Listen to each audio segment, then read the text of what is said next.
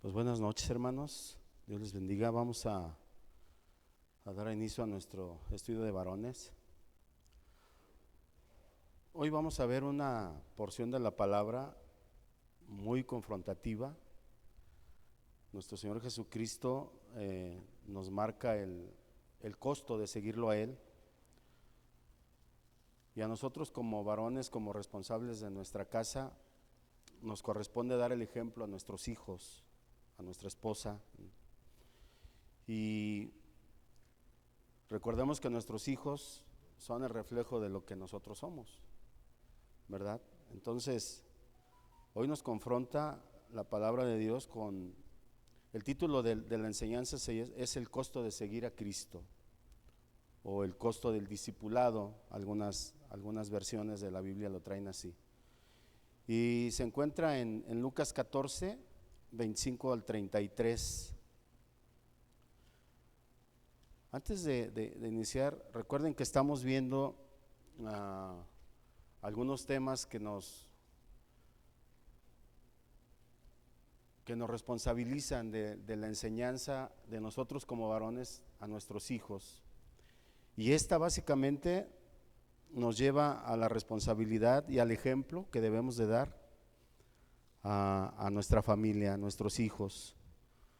Vivimos en un mundo posmoderno en donde la verdad está en crisis, donde todo es relativo, donde no hay verdades absolutas, donde la moral tampoco está en una situación muy fortalecida. Entonces es importante que nosotros hagamos entender a nuestra familia, a nuestros hijos, lo que significa el compromiso de seguir a Jesús. Y nosotros como varones, como sacerdotes de nuestra casa, es nuestra responsabilidad llevarlo a cabo. Es algo de lo que Dios nos va a pedir cuentas el día que estemos en su presencia. Entonces, vamos a iniciar, pero antes vamos a orar y vamos a poner este tiempo en las manos del Señor, como siempre lo hacemos. Oremos. Padre, te damos muchas gracias, Señor. Muchas gracias por el privilegio que nos das, Padre, de escudriñar tu palabra, porque nos permites descubrir, Señor, cosas maravillosas entre líneas de lo que tú nos quieres decir a través de tu palabra, Dios.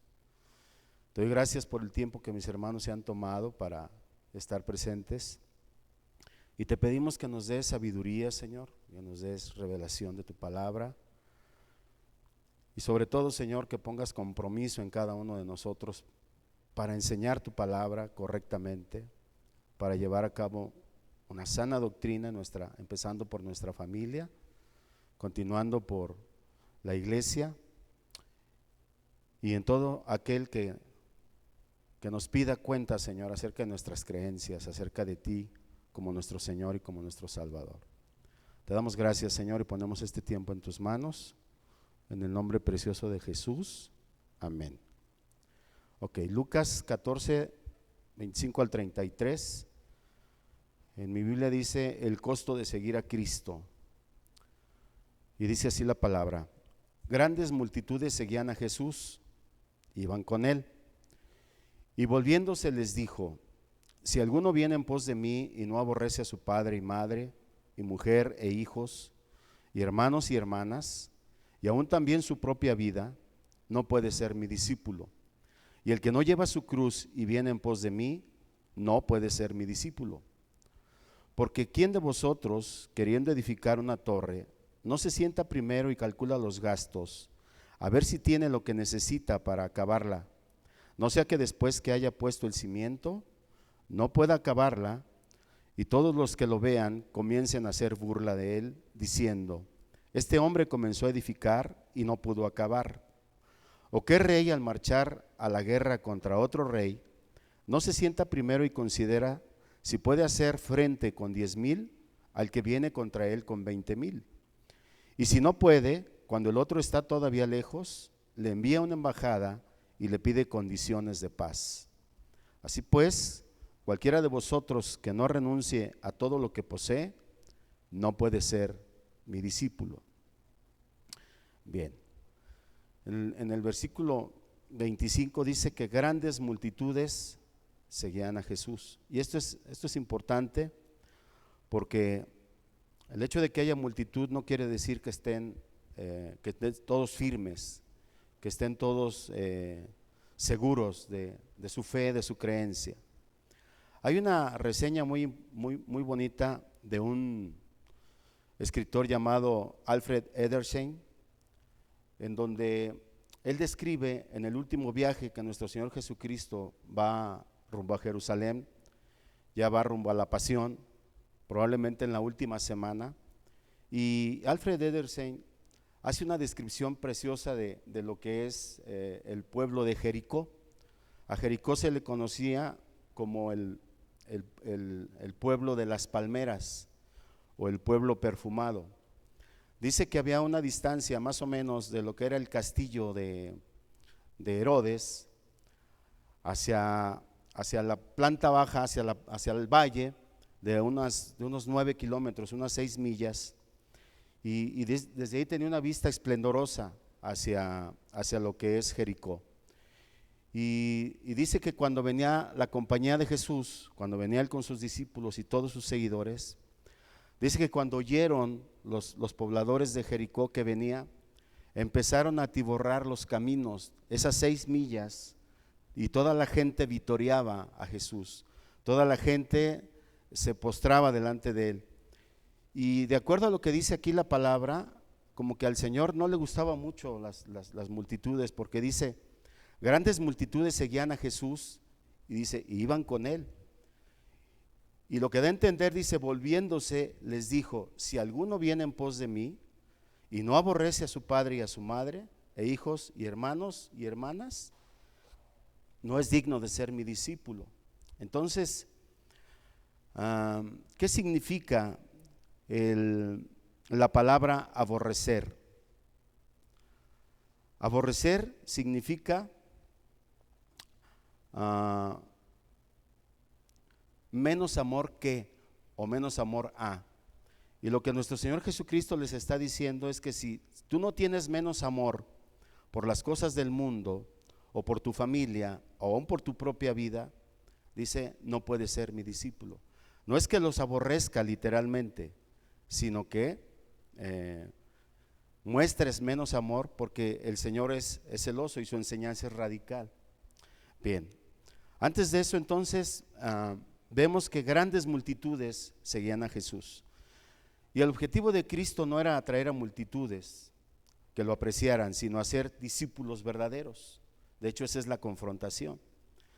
Si nos remitimos al capítulo 13 del mismo Evangelio de Lucas, en los versículos 23 al 25, vemos que alguien le pregunta y le dice, Señor, ¿son pocos los que se salvan? Y él les dijo, esforzaos a entrar por la puerta angosta, porque os digo que muchos procurarán entrar y no podrán.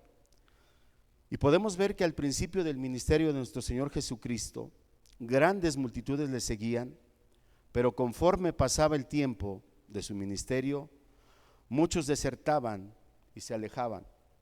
Unos por la dureza de su palabra, otros porque no consideraban que él se ajustara al tipo de Mesías que esperaban.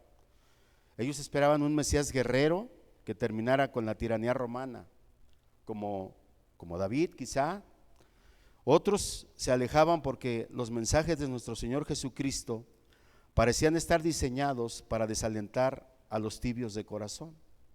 Jesús mismo había dicho que el camino para llegar al Padre era estrecho y era dificultoso, al grado que después de la resurrección solo habían quedado 120 discípulos en el aposento alto, los que estaban orando esperando la venida del Espíritu Santo. Entonces Jesús nunca adaptó su mensaje a las preferencias de la mayoría, sino que siempre declaró sin rodeos el alto precio de su discipulado. Y entonces en estos pasajes, en Lucas 14, 25 al 33 que acabamos de leer, Jesús hace varias demandas enérgicas que desalentarían a muchos cuyo corazón era tibio. En el versículo 26 dice, si alguno viene a mí y no aborrece y lo que comentábamos hace un rato, el aborrecimiento al que se refiere el Señor Jesús en realidad significa menor amor a. Entonces Jesús llamó a sus discípulos a cultivar un amor tan grande y una devoción tan grande a Él, que su apego a todo lo demás, incluida la propia vida de cada uno de ellos, se pareciera al odio en comparación con el amor que se le debe de profesar a Él como Señor. Entonces hablamos de un mensaje absolutamente radical. Con Jesús no hay medias tintas. Alguien decía, o somos o no somos cristianos. Y este mensaje del Señor Jesucristo sigue vigente hoy para nosotros. Es igual de radical como en la boca del Señor Jesucristo. Esa es la enseñanza que Él nos deja. Ahora, contrario al aborrecimiento, al aborrecerse uno mismo, lo contrario es la búsqueda de la fama, de la popularidad. Y hoy en día muchos hombres sienten el llamado al ministerio de manera genuina y empiezan con una buena intención y una aparente vocación auténtica. Pero sucede que conforme pasa el tiempo, se desvían de la verdad y caen en un mito dominante característico de hoy, de los líderes de hoy. Y hemos escuchado palabras o frases como estas: el éxito del cristianismo depende de la popularidad del líder para que la gloria del reino de Dios y de Cristo avancen. Por lo menos eso, en una iglesia donde yo estuve, eso era lo que se predicaba. Y era un culto al liderazgo que rebasaba incluso el culto a nuestro Señor Jesucristo. Y estas gentes basan el avance del evangelio sobre el favor de las multitudes. Se esfuerzan por colocarse en posiciones de poder dentro de diferentes ámbitos, como la cultura, buscan influencia académica, buscan influencia en la política. Hoy incluso se ha formado un partido que se llama cristiano, ¿no? El PES, que dicen que es cristiano. Pero también buscan influencia en el área económica, en el área atlética, en el área social, teatral e incluso en la religiosa, con tal de lograr que los tomen en cuenta. Ahora, cuando logran esa posición y esa exposición a los medios, aún en las iglesias llamadas de mente abierta, presentan un evangelio diluido, reinventado, diseñado a la moda, y de manera sutil eliminan la ofensa del evangelio, porque el evangelio ofende, porque nos confronta con nuestro pecado. ¿Sí? Entonces, y de esa manera invitan a la gente al reino por el sendero fácil, es decir, amplían la puerta. La puerta deja de ser estrecha y ellos la ensanchan. Descartan todas las cosas difíciles de creer en cuanto al sacrificio de uno mismo, como aborrecer su vida, aborrecer su familia, es decir, tenerle menos amor a estas cosas o a las cosas superficiales del mundo. Entonces, hacen un evangelio light, un evangelio muy suave. Se ilusionan con poder predicar su propio evangelio, su versión del mismo, de manera más eficaz desde las cúpulas del poder y desde su influencia cultural, y piensan que una vez captada la atención, pueden conducir a grandes multitudes a Cristo. Pero le quitan el aguijón a la palabra de Dios y alimentan un mensaje que agrada a las multitudes, un mensaje que solamente le rasca el oído a aquellos que llegan con pecado. Entonces, así encontramos eslogans como tu mejor vida ahora, por ejemplo, o saca el campeón que hay en ti, o ¿cuántos hay eslogan así superficiales? Estilizan reuniones de la iglesia para que se vean, para que suenen y se sientan y huelan como el mundo, a fin de eliminar la resistencia del pecador y seducirle al reino por el camino fácil de creer, casi familiar con el mundo contemporáneo. Hemos visto la introducción del mundo en la iglesia. Hemos visto que se ha dejado de predicar el Evangelio de manera radical, como nuestro Señor Jesucristo lo pide. Y la filosofía de estos líderes es: si les gustamos a la gente, seguramente le gustará a Jesús. Eso lo hemos escuchado muchas veces. Si le gustamos a la fanaticada, seguramente Jesús estará contento. Pero se les olvida que ningún hijo leal de Dios se contenta jamás con el pecado, con la inmoralidad, con la injusticia y con el error y la incredulidad. El oprobio que cae sobre el Señor cae sobre mí, y el celo de su casa me consume. Así le sucedió a David, y así le sucedió a nuestro Señor Jesucristo cuando Él expulsó a los comerciantes del templo. Entonces, el mensaje de Jesús es radical y no ha perdido su vigencia. Llevar la cruz implica hacerlo de manera voluntaria. El final del versículo 26 dice que el que no es capaz de aborrecer su propia vida no puede ser su discípulo. Ahora, para los judíos la palabra cruz era una imagen de violencia, de muerte degradante, con lo que Cristo demanda un compromiso total de parte de ellos, incluso hasta la muerte física. Y este mismo llamado del Señor se repite hoy para nosotros. El compromiso que tenemos con nuestras creencias, con nuestra religión, como quieran llamarle, es el mismo. Para todos aquellos que vienen con una fe de autorrenuncia, de renunciar a las cosas del mundo, a los placeres del mundo. Tenemos testimonios a través de la historia de gente que se ha entregado de verdad al Señor. Por ejemplo, Juan Knox dijo: dame Escocia o me muero. ¿Por qué otra cosa voy a vivir si no es por Escocia?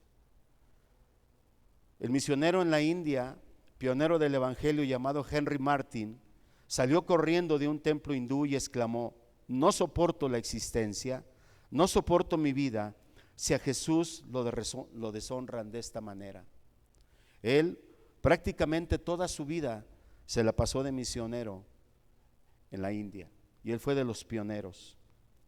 Pablo, quizá uno de los ejemplos más vivos, casi contemporáneos de nuestro Señor Jesucristo, confesó: para mí el vivir es Cristo y el morir es ganancia. Filipenses 1:21. Lutero, en la Dieta de Worms, dijo: si no me refutas con la palabra de Dios, no me retracto de lo que escribí, y que Dios me ayude, poniendo su vida en las manos de Dios.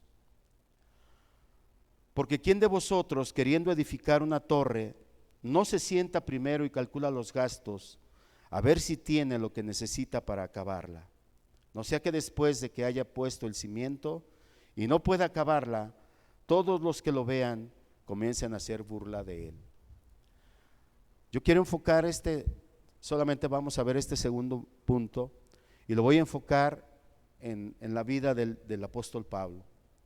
Si alguien sufrió vituperio, si alguien fue vejado, golpeado, maltratado por el evangelio, fue Pablo. Una convicción total de lo que él creía. De hecho, nosotros podemos ver en Hechos 9, cuando su conversión, una vez que él está convencido de que es Jesús el que está delante de él, él no cuestiona. Lo primero que dice es: ¿qué quieres que haga, Señor? Ya no lo cuestiona. Entonces, calcular el costo de seguir a Jesús no es fácil. Hoy, por ejemplo, es muy difícil para muchos creyentes decir el nombre de Jesús en público. Incluso para dirigentes evangélicos, algunos muy conocidos, que evitan mencionar palabras que nos confrontan, como la cruz, como el pecado, como el infierno y otros términos fundamentales de nuestra fe. Hay gente que se avergüenza, hay cantantes que no mencionan el nombre de Jesús en sus canciones, quizá porque tienen miedo, quizá porque no quieren ser avergonzados. Hablan mucho de la fe de manera general y poco comprometedora, pero esquivan cualquier afirmación que les exija adoptar una posición radical, adoptar una posición de verdadero seguidor y verdadero discípulo del Señor. Yo recuerdo después del ataque terrorista del 11 de septiembre del 2001, muchos estadounidenses instintivamente, debido a la situación, buscaron valor para acercarse a Cristo. Pero incluso ahí, en un culto en la Catedral de Washington, D.C., que se transmitió en vivo, yo recuerdo haberlo visto, en un culto en la Catedral de Washington, fue difundido a todo el mundo, y un ministro cristiano le tocó elevar una oración en el nombre de Jesús, pero al final él dijo esta frase: respetando a todas las religiones, lo cual implica que no había una entrega total de parte de este ministro, porque ¿cómo es posible elevar una oración en el nombre de Jesús respetando a todas las religiones? Y uno podía preguntar: ¿a todas? ¿A los druidas? ¿A los brujos? ¿A los que adoran animales? ¿Los gatos? Un ministro cristiano de una iglesia y de una casa, empezando por nosotros como líderes, no debe sentirse obligado a condicionar ni a pedir disculpas por orar al único y verdadero Salvador, a nuestro Señor Jesucristo. No tenemos por qué evadir nuestra fe, no tenemos por qué esquivar preguntas, tenemos que estar comprometidos con nuestro Señor Jesucristo. Y Pablo lo afirmó en Romanos 1, 16, 17, cuando dijo: porque no me avergüenzo del evangelio, porque es poder de Dios para salvación a todo aquel que cree, al judío primeramente y también al griego, porque en el evangelio la justicia de Dios se revela por fe y para fe, como está escrito: mas el justo por la fe vivirá. ¿Por qué dijo esto Pablo? ¿Por qué lo dijo? En su mente y en su corazón, Pablo no tenía otra concepción diferente del evangelio, sino era dar su vida por él. Él no vaciló nunca, y ahorita lo vamos a ver. Pero si nosotros hacemos una analogía de por qué no se avergüenza del evangelio, Pablo valoraba lo que significa el evangelio, las buenas nuevas de nuestro Señor Jesucristo. ¿Quién se puede avergonzar de una buena noticia? Si alguien encuentra la cura para el SIDA, ¿lo abrumaría la vergüenza como para no poderla proclamar? O si alguien descubre la cura para el cáncer, ¿sentiría tan terrible vergüenza como para no abrir la boca? Es algo ilógico. Si alguien descubre la cura para el cáncer, seguramente será el primero en publicarla.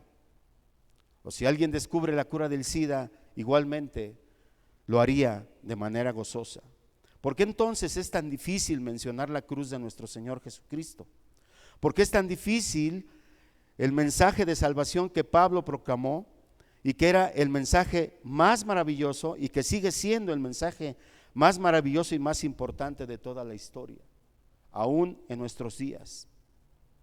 El público de su tiempo, del tiempo de Pablo, y los gobernantes lo habían tratado de manera humillante por proclamarlo vez tras vez.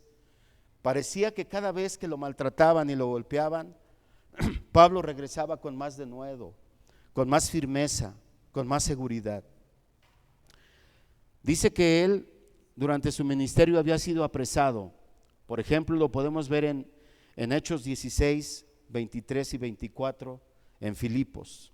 Desde el versículo 22 dice que se agolpó el pueblo contra ellos, estaban Pablo y Silas, y los magistrados, rasgándoles las vestiduras, y ordenaron azotarlos con varas, y después de azotarlos, los echaron en la cárcel y le dijeron al carcelero: guárdalos con seguridad.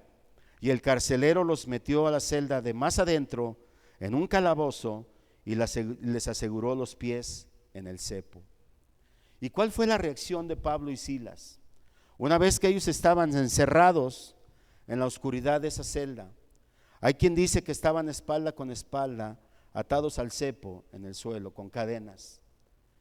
Y en lugar de quejarse, en lugar de blasfemar o de maldecir a aquellos que los habían golpeado, dice que ellos empezaron a cantar himnos, empezaron a adorar al Señor. Y esa adoración fue tan poderosa que los cimientos de la cárcel se cimbraron, se soltaron sus cadenas y se abrieron las puertas, al grado de que el carcelero, al ver esta situación, estuvo a punto de quitarse la vida, porque de cualquier manera lo iban a matar los romanos. Y cuando vio Pablo esto, le dijo: no lo hagas, mira, ninguno se ha escapado, ninguno se va a escapar. Y le dio el mensaje de salvación, y el carcelero creyó junto con su familia. Pero una vez que ellos salen de Tesalónica, habían sido obligados a salir corriendo. Cuando salen de Filipos, salen corriendo a Tesalónica. Y ahí empiezan otra vez a predicar el evangelio de Jesús resucitado de entre los muertos. Y se vuelve a armar otro alboroto en Tesalónica, y los hermanos del lugar les avisan a Pablo y a Silas y los obligan de noche a salir corriendo. Y Pablo, en lugar de desanimarse, de ahí se van a Berea. Y una vez en Berea, predican el evangelio y también son obligados a salir. Pero ahí se queda Bernabé y Silas, y Pablo se va a Atenas por mar. Y les dice: después volvemos por ustedes. Y es bien interesante, a mí me llama mucho la atención cuando él llega a Atenas. Dice que él llega a Atenas y su espíritu se enardecía debido a la idolatría, y discutía en la sinagoga, y discutía con filósofos de los epicúreos, de los estoicos. Y cuando Pablo les predicaba el evangelio, se decían uno al otro: ¿qué querrá decir este palabrero que parece que es predicador de nuevos dioses? Y lo llevaron al Areópago. El Areópago era un monte alto, lleno de figuras y de demonios. La connotación, la palabra de demonio no es lo mismo para nosotros que para los griegos. Para ellos eran sus dioses, los demonios. Entonces, en el original dice que eran demonios. Y Pablo, le preguntan y le dicen: ¿podemos saber qué es esta nueva enseñanza que hablas? Porque ellos pensaban que les hablaba de dos divinidades, de Jesús y de Anástasis, que significa resurrección, que era un espíritu que ellos adoraban. Les dicen: pues traes nuevas a nuestros oídos, cosas extrañas, queremos saber qué quiere decir esto. Porque todos los atenienses y los extranjeros residentes ahí en ninguna otra cosa se interesaban sino en decir y en oír algo nuevo. Ese era su principal quehacer. Ellos eran filósofos, ellos vivían de la palabra, de sus doctrinas, de sus enseñanzas, de la idolatría. Y entonces Pablo, en el versículo 22, dice: Pablo, puesto en pie en medio del Areópago, dijo: varones atenienses, en todo observo que sois muy religiosos, porque pasando y mirando vuestros santuarios, hallé también un altar en el cual estaba la inscripción: al Dios no conocido, al que vosotros adoráis, pues sin conocerle es al que yo predico. Pablo les está diciendo: a ese Dios al que ustedes adoran sin conocer, ese es el que yo predico. Ahora, es bien importante en Hechos 17:24 percibir la imagen que tenía Pablo de Dios, la dimensión que tenía Pablo de Dios.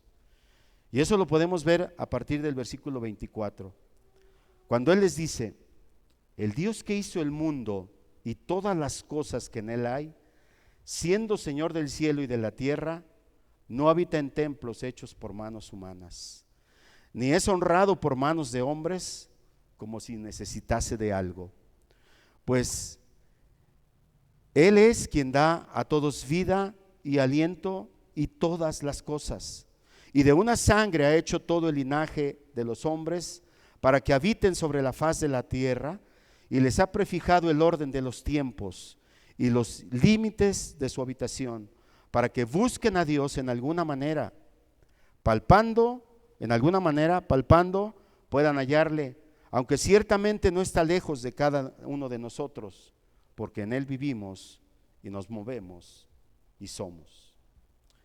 Mire la dimensión de Pablo, el Dios creador de todas las cosas, el Señor del cielo y de la tierra. ¿Cómo puede un Dios de este tamaño habitar en templos hechos por manos humanas? ¿O cómo puedes honrarlo con tus manos como hombre? Y miren que Pablo estaba frente a los mejores escultores de toda la historia. No hay esculturas más perfectas hasta la fecha que las esculturas hechas por los griegos. No hay arquitectura mejor, ni aún en este tiempo, que la arquitectura clásica de los griegos, con todas las proporciones, con todas las medidas, todo raya en la perfección. Cuando Miguel Ángel hizo el David, le dijo: solamente falta que hables. Es tan perfecto. Y él estaba en medio de los escultores mejores y les dice: el Dios que yo predico rebasa la perfección de tus esculturas, rebasa la perfección de tu arquitectura, es más grande y no puedes honrarlo con tus manos. Pues y ahora él dice: pues Él es quien da a todos vida y aliento y todas las cosas y a todas las cosas. Dios como el creador de la vida, Dios que hizo los cielos y la tierra de la nada, ex nihilo, como dice, de la nada. El Dios que solamente con su palabra creó todas las cosas. Con su aliento sopló y creó. Y él dice: y de una sangre ha hecho todo el linaje de todos los hombres para que habiten sobre la faz de la tierra. El destino de cada uno de nosotros, les está diciendo, de todos los que estamos sobre la faz de la tierra, depende de nuestro Dios, de este Dios que yo predico. Y Él mismo les ha prefijado el orden de los tiempos. O sea, no podemos añadir a nuestra vida ni un segundo más del que Dios tiene prefijado para cada uno de nosotros. Él es quien fija los límites de las habitaciones para que busquen a Dios, si en alguna manera pueden, palpándolo.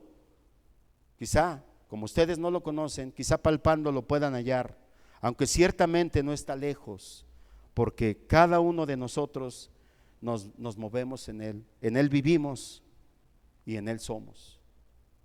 Fíjense la dimensión de Dios que tiene Pablo. Y otra cosa que Pablo nos denota aquí en esta porción, dice: como algunos de vuestros propios poetas también han dicho, porque linaje suyo somos, siendo pues linaje de Dios, no debemos pensar que la divinidad sea semejante a oro, o a plata, o a piedra, o a escultura de arte, o de imagen de hombres. O sea, Pablo les estaba diciendo claramente que nuestro Dios es superior a cualquier imagen, a cualquier idólatra, a cualquier ídolo, perdón. Y ellos manejaban perfectamente el oro y la plata y la piedra, la esculpían de manera maravillosa. Y ahí están las pruebas hasta la fecha. Y por otro lado, Pablo también denota que él conocía otras culturas. Cuando les dice: como algunos de vuestros propios poetas también han dicho. Esto indica un conocimiento vasto de Pablo de las culturas de su tiempo. Entonces, es importante que también nosotros nos preparemos, claro, sin descuidar en ninguna manera la palabra de Dios. Ahora, Pablo de plano les dice que son ignorantes. En el siguiente versículo dice: pero Dios, habiendo pasado por alto los tiempos de esta ignorancia, estaba ante la cultura clásica que aún en nuestros días no ha sido rebasada. Todas las referencias de la cultura de hoy tienen que ver con la cultura helénica, la cultura griega, en el aspecto de cultura. En el aspecto de la ley es la ley romana, pero en el aspecto cultural es la cultura helénica. Y Pablo les está diciendo, pero Dios, habiendo pasado por alto los tiempos de esta ignorancia, ahora manda a todos los hombres en todo lugar que se arrepientan, por cuanto ha establecido un día en el cual juzgará el mundo con justicia por aquel varón a quien designó, dando fe a todos con haberle levantado de los muertos. Pablo les está llamando al arrepentimiento. Pablo les está diciendo, dejen su idolatría, dejen su cultura, dejen todo eso y arrepiéntanse y acérquense al Dios verdadero, al Dios que yo predico. Y luego les habla de Jesucristo, al varón a quien designó, dando fe a todos con haberle levantado de los muertos. Y dice que cuando ellos oyeron de la resurrección de los muertos, se burlaron de Pablo. Y otros decían, ya te oiremos acerca de esto otra vez. Y así Pablo salió de en medio de ellos. Pero no fue en vano. Dice que algunos creyeron y se juntaron con él, entre los cuales estaba Dionisio, el encargado del aerópago, la aeropagita, y una mujer llamada Dámaris. Y dice, y otros con ellos. Ahora, Pablo tenía razones para haber renunciado o para haberse acobardado del evangelio. A Pablo lo habían tildado de loco en Corinto, en 1 Corintios 1:18, y era otro motivo quizá para avergonzarse. Así que Pablo tenía muchas razones para eso, pero su entusiasmo y su celo por la palabra de Dios, por el evangelio, seguía firme, seguía irreductible. Jamás, ni por un momento, consideró diluirlo para hacerlo más atractivo al público, a aquellos que lo escuchaban. Muchos de nosotros, alguna vez en nuestra vida como creyentes, hemos sentido vergüenza y quizá hemos cerrado nuestra boca cuando debimos haberla abierto, cuando debimos haber proclamado el evangelio o el mensaje de salvación. O cuando ha llegado alguna oportunidad de predicar el evangelio, quizá nos hemos escondido detrás de una frase inicua, insípida, del tipo de Jesús te ama y quiere que seas feliz. Y después nos sentimos mal porque reflexionamos y vemos que pudimos haber predicado el evangelio de manera radical, como él nos lo indica. Y si alguno de nosotros nunca se ha sentido avergonzado por proclamar el evangelio, probablemente nunca lo ha proclamado claramente, en su totalidad, tal como nuestro Señor Jesucristo o como el mismo Pablo lo proclamó. Entonces este es un reto para nosotros.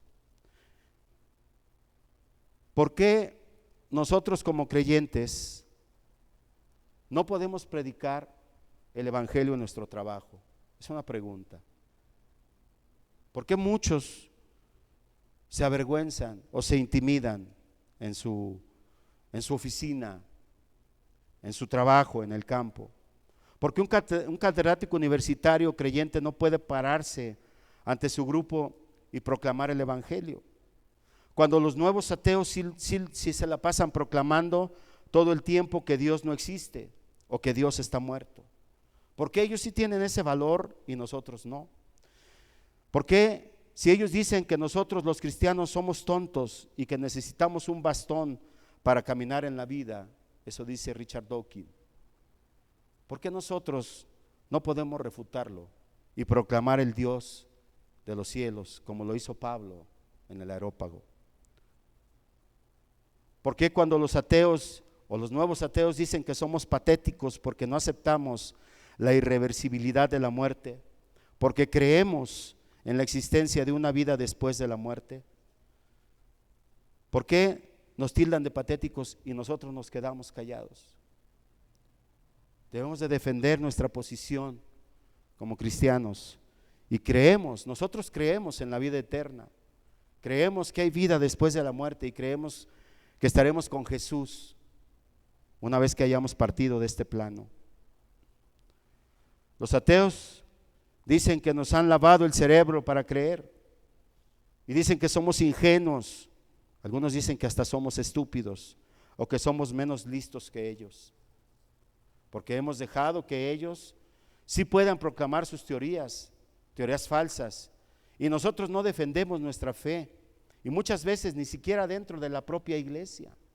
Cuando el mundo se ha metido en la iglesia, muchas veces ni siquiera somos capaces de refutar falsas doctrinas. Cuando debemos entender que la iglesia se supone que es columna y baluarte de la verdad.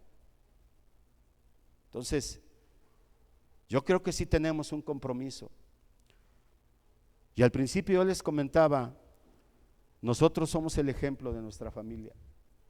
Si nuestros hijos nos ven titubear, si nuestros hijos nos ven inseguros cuando estamos hablando de la palabra de Dios, ellos van a estar inseguros en su medio. Y ellos están en el campo de batalla.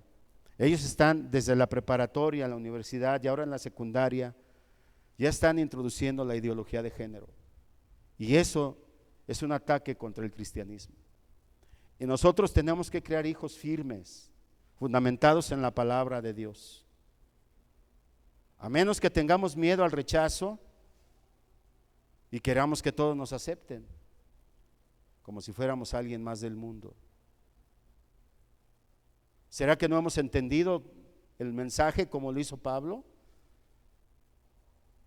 ¿Será que no somos capaces de aceptar que el mundo nos pueda rechazar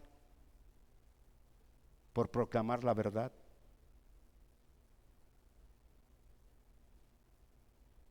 Es así como empezamos a sentir vergüenza cuando empezamos a titubear. Pero esto no debe de ser así. Pablo superó todas estas cosas que vimos por la gracia de Dios y por el poder del Espíritu Santo. Y por eso él fue capaz de decir: no me avergüenzo del Evangelio. Podían doblegar su cuerpo, podían golpearlo, podían azotarlo, podían maltratarlo de cualquier forma, pero nunca doblegaron ni su mente ni su espíritu. Pablo sabía el precio de seguir a Jesús y de su fidelidad a la verdad, a la palabra de Dios. Ni el rechazo de las personas, ni la cárcel, y al final ni siquiera el quitarle la vida menguaron su fe y su fidelidad a nuestro Señor Jesucristo. Y a través de la historia ha habido valores que deben de considerarse eternos, pero que en los últimos tiempos se han venido deteriorando, como la vergüenza, el honor, la moral. Todos estos son asuntos muy serios que el mundo antiguo los tomaba con toda la seriedad del mundo y que hoy se han venido devaluando por la sociedad en la que vivimos, pero que nos toca a nosotros restablecerlos, nos toca a nosotros hacerlo. En el siglo 9 antes de Cristo, Homero escribió lo siguiente: el bien principal era el que hablaran bien de uno, y el mal mayor que hablaran mal de uno en la sociedad. ¿Quieres que hablen bien de ti como cristiano? Sé radical. Proclamemos el Evangelio como es, sin medias tintas. La verdad es la verdad, no como la proclaman ahora, una verdad a medias. El posmodernismo significa la muerte de la verdad y nos tocó vivir en este tiempo, y a nosotros nos toca restablecer el Evangelio. Dice la palabra de Dios: agradó a Dios salvar a los creyentes por la locura de la predicación.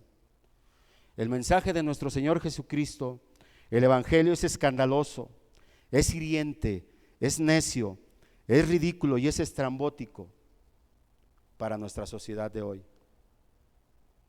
Hoy consideran que este mensaje es absurdo, el mensaje de la cruz, el que Dios usaba para salvar a los que creen. Pero nos toca a nosotros restablecerlo. Las autoridades romanas ejecutaron a su hijo, el Señor del mundo, por un método reservado solo para las heces del mundo, para lo más bajo de la sociedad. Y sus seguidores también tendrían que ser lo suficientemente fieles como para arriesgarse a sufrir el mismo y vergonzoso destino. ¿Y saben qué? El reto sigue vigente para nosotros hoy. Hoy estamos expuestos de igual manera que en el tiempo de los romanos. Y la pregunta, o varias preguntas con las que quiero concluir: ¿qué precio estamos dispuestos hoy a pagar por proclamar la verdad del Evangelio? ¿Qué precio? ¿Hasta dónde estamos dispuestos a seguir a Jesús? ¿Estamos dispuestos a llevar la cruz para ir en pos de Él? ¿Hasta qué punto somos capaces de amar menos a padre y madre, hijos e hijas, mujer y hermanas, para seguirlo a Él? ¿Aborrecemos nuestra propia vida para darla por Jesús? ¿Somos capaces de afirmar como Pablo: porque no me avergüenzo del Evangelio, porque es poder de Dios para salvación para todo aquel que cree?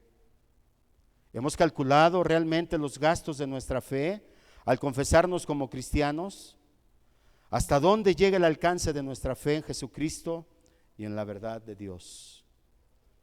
¿O somos como muchos que iban en la multitud, que al primer desafío dijeron: dura es esta palabra, ¿quién la puede soportar? Y se fueron renunciando de su fe. ¿Dónde estamos? ¿Y dónde está nuestra familia? ¿Dónde está nuestra esposa, nuestros hijos en este camino? ¿Están afirmados realmente en el Evangelio y en la palabra eterna de la verdad? Y si no lo están, estamos expuestos a perderlos. Y ya lo hemos visto en muchas familias. Hijos que se van a la universidad y jamás regresan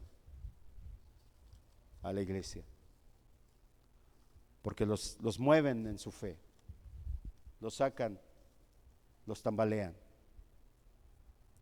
Amén. Es un reto, hermanos. Y a nosotros nos corresponde, somos responsables, somos sacerdotes en nuestra casa primero, en nuestra comunidad, con nuestros hijos. Amén. Vamos a orar.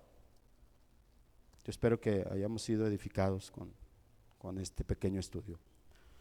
Padre, te damos muchas gracias, Señor, por el privilegio que nos da, Señor, de escudriñar tu bendita y tu preciosa palabra, Señor. Gracias, Señor. Y este reto que vimos hoy, Padre, sabemos que debemos de llevarlo a cabo con solidez, con conocimiento de tu palabra. Así que te pedimos, Padre, que pongas en nosotros hambre y sed por escudriñarla, Señor, por descubrir en cada párrafo de ella, Señor, lo que tú tienes para cada uno de nosotros, y afirmarnos, Señor, en nuestra fe.